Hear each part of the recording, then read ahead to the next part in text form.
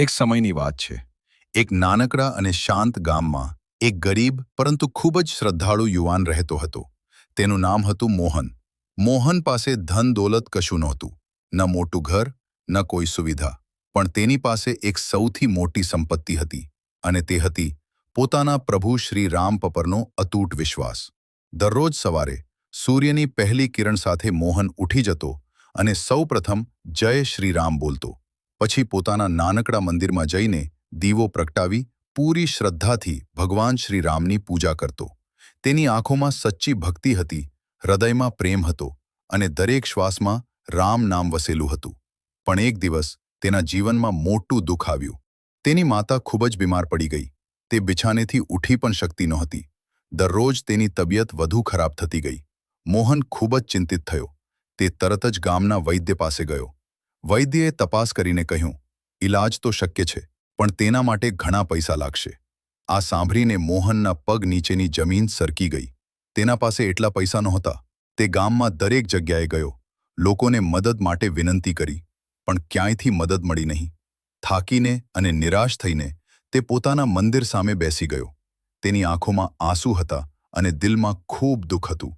તે હાથ જોડીને બોલ્યો, હે પ્રભુ શ્રીરામ, મેં હંમેશા તમારો વિશ્વાસ કર્યો છે, ક્યારેય તમારું નામ લેવાનું બંધ કર્યું નથી. આજે મારી માતાની જિંદગી તમારા હાથમાં છે. કૃપા કરો પ્રભુ. તેની આ સચ્ચી પ્રાર્થના સીધી ભગવાન સુધી પહોંચી. તે રાત્રે મોહનને એક અદ્ભુત સ્વપ્ન આવ્યું. ચારે બાજુ પ્રકાશ જ પ્રકાશ હતો, અને તે પ્રકાશમાં ભગવાન શ્રી રામ પ્રગટ થયા. તેમના ચહેરા પર કરુણા હતી અને આંખોમાં પ્રેમ. તેમણે કહ્યું, ભરોસો ન ખો, હું હંમેશા તારી સાથે છું. સવારે મોહન ઊંઘમાંથી જાગ્યો.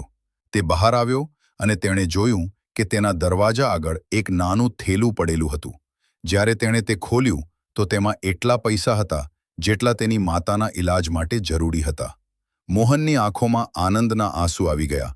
તે સમજી ગયો, આ બધું તેના પ્રભુ શ્રી રામની કૃપા છે. તે તરત જ પોતાની માતાનો ઈલાજ કરાવ્યો, અને થોડા જ દિવસોમાં તેની માતા સંપૂર્ણ રીતે સ્વસ્થ થઈ ગઈ. આ જોઈને આખું ગામ આશ્ચર્યચકિત થઈ ગયું.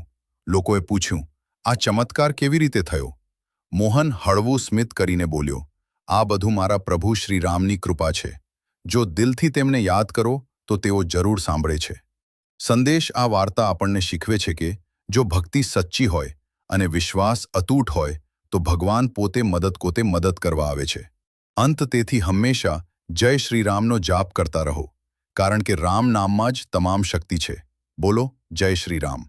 જો તમને અમારો વિડીયો ગમ્યો હોય તો લાઈક, સબસ્ક્રાઇબ અને કોમેન્ટમાં જય શ્રી રામ લખતા જજો. જય શ્રી રામ.